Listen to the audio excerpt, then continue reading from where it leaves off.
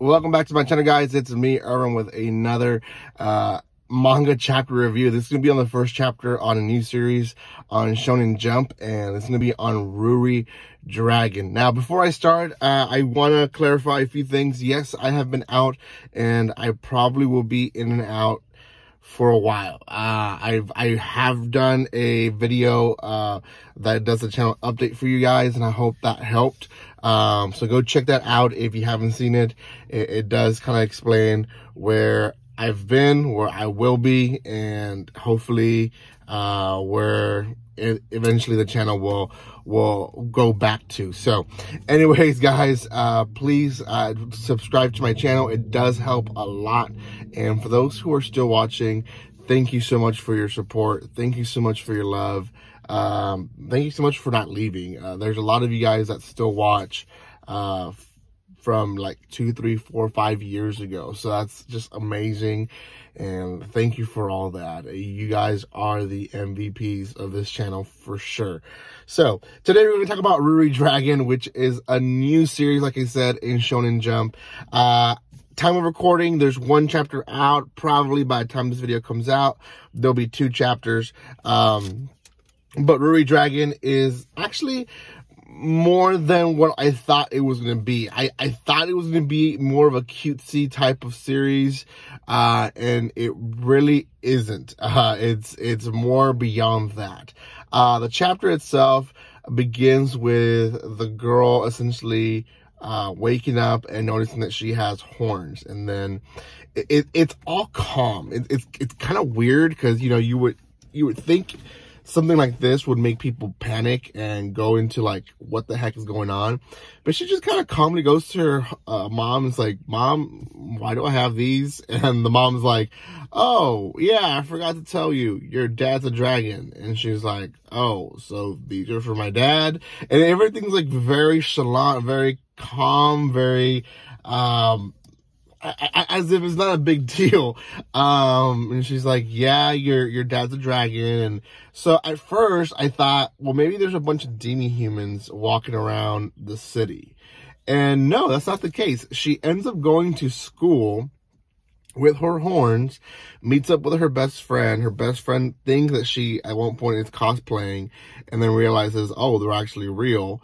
And in school, everyone's not really freaking out, but really interested, I guess you can say, in her horns, and they're all over her, and she's obviously being bothered about it, but everyone just wants to know why she has horns. Are they real? You know, how do they feel and stuff like that.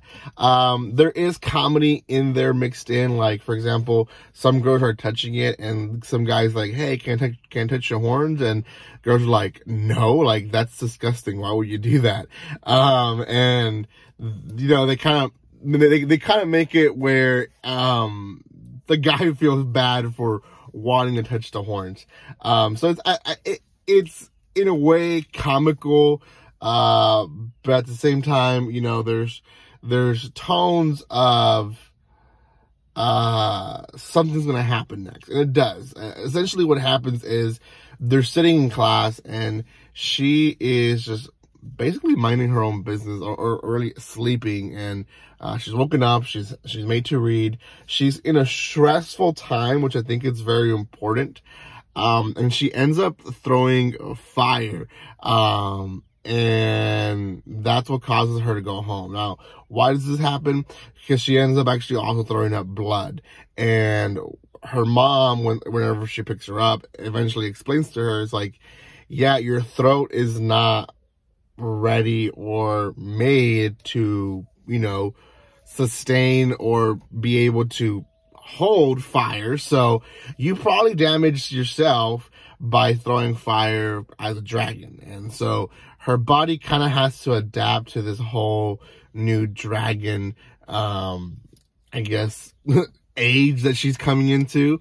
Now we do see her talk to her mom in the car, and we see that the mom has way dirty shoes, and mom eventually explains that she went to see her dad and that her dad is overjoyed that she's a dragon and she has some of his traits. And we still haven't seen Dad. We don't know if Dad is a full-blown dragon and how that even worked. If they did have, you know, her as a kid, we don't know.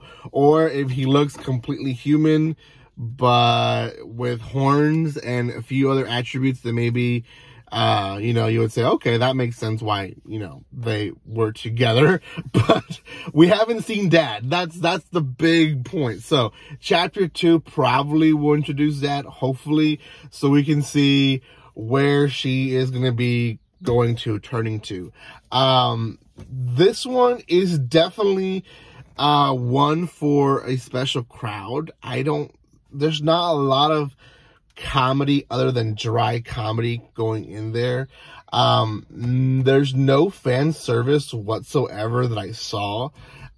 So putting all those things into consideration, I think a lot of people are going to avoid this one after a few chapters, because it's probably going to be led mainly by its plot.